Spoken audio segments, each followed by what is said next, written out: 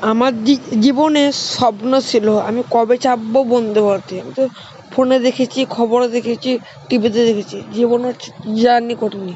তাই আজকে জার্নি করব। এটা হচ্ছে বোলপুর স্টেশন, এখান থেকে আমরা যাবো রামপুরহাট। দেখতে হবে। ভালো লাগলে লাইক শেয়ার করতে ভুলিও না।